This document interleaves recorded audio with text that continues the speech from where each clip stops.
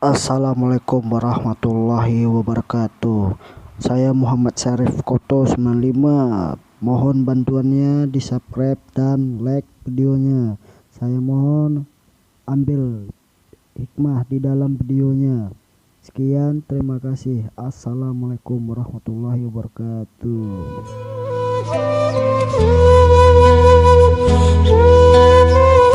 Di akhir zaman ini, kondisi sekarang makin mencekam dan menegangkan.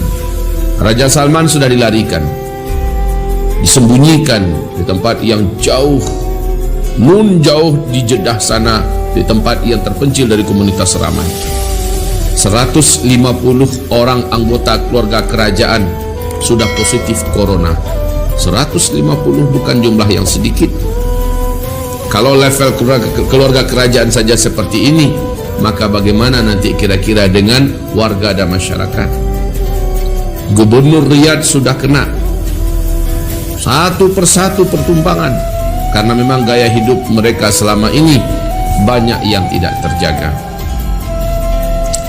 Kemudian kalau kita lihat Vatikan Roma, para pendeta-pendeta yang ada di sana, para uskup-uskup yang ada di sana, seluruhnya sudah bergelimpangan, sudah satu persatu yang cabut dari muka bumi ini.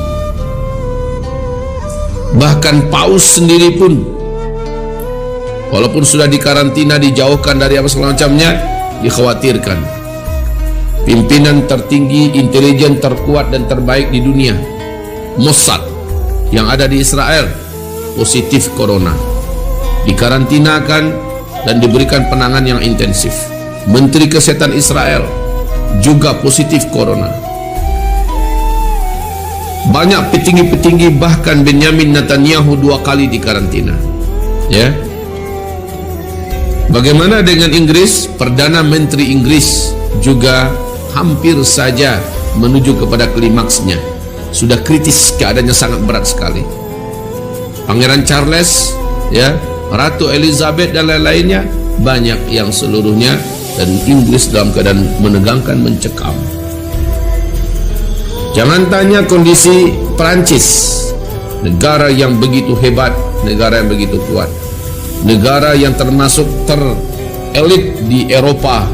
Perancis juga sudah megap-megap, ya, antara dapat napas atau tidak lagi dapat napas. Eropa seluruhnya berjatuhan secara ekonomi, ya, militer mereka ada, peluru kendali mereka punya, senjata-senjata masih lengkap, peluru nggak ada yang dilepaskan, ya.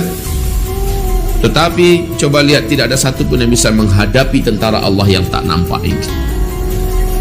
Dan kondisi Italia sudahlah selesai.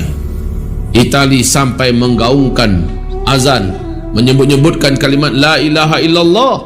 Ada yang non muslim keluar, lalu sujud, tidak tahu sujud kemana, tetapi dia niatkan kepada yang pencipta langit dan bumi. Pada akhirnya mereka pasrah dan yakin tidak ada yang sanggup menyelamatkan mereka kecuali Allah. Kita ingat firman Allah dalam Al-Quran, orang-orang musyrik itu ketika mereka sedang berlayar dan ada di tengah laut, saat ombak setinggi-tinggi bukit dan gunung, ketika angin begitu kencang di tengah laut, saat langit gelap, petir menyambar-nyambar, saat itu mereka tidak melihat ada yang bisa menyelamatkan mereka, maka fada'ullaha mukhlishina lahuddin.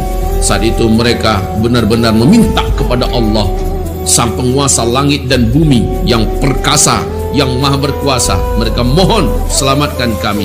Lain anjana rabbuna lanakunanna minal muslimin. Pasti kalau kami diselamatkan oleh Allah, kami akan kembali menjadi orang muslim, orang yang tunduk kepada Allah.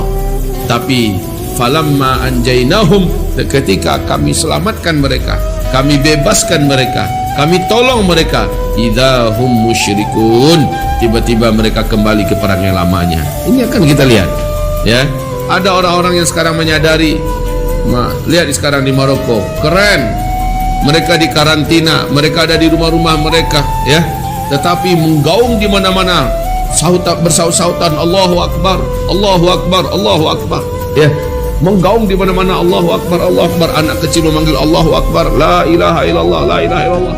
Semuanya ingin kembali kepada Allah Subhanahu wa taala.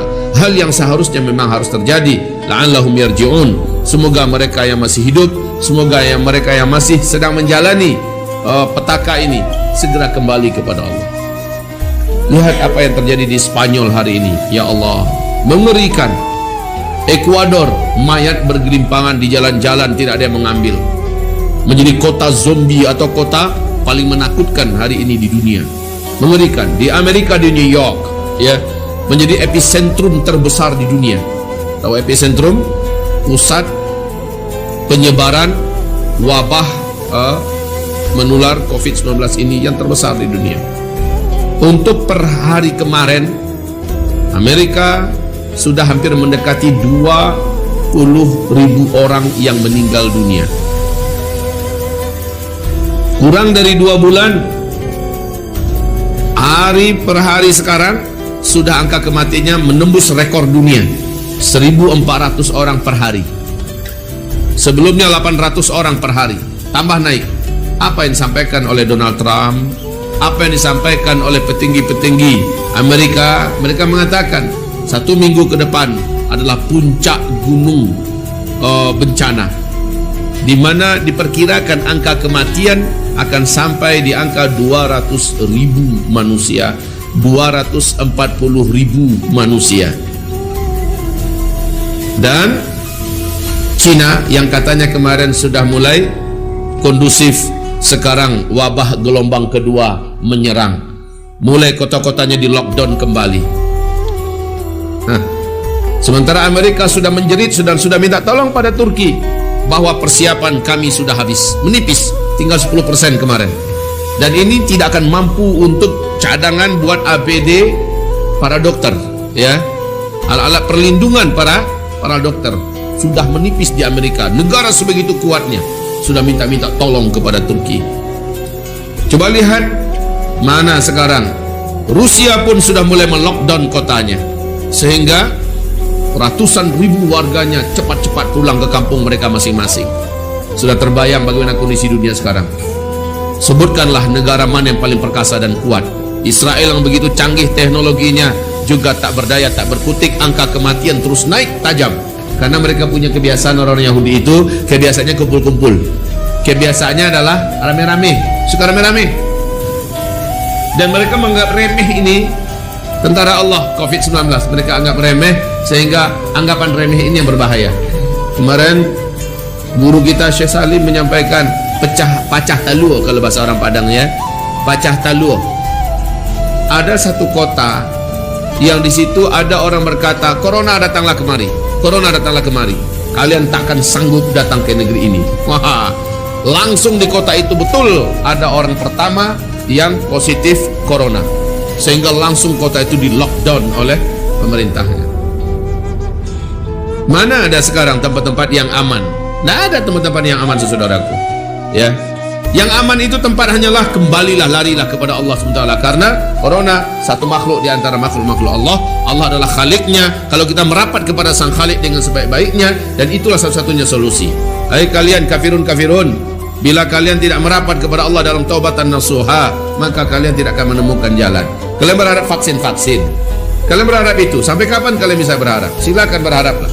Katanya sudah ada vaksin yang dicoba kepada manusia, mungkin nanti akan menjadi apa? Silakan saja. Allah Subhanahu wa taala dengan kun fayakunnya bisa menciptakan lebih dahsyat daripada itu, bisa menciptakan yang lebih ganas daripada ini.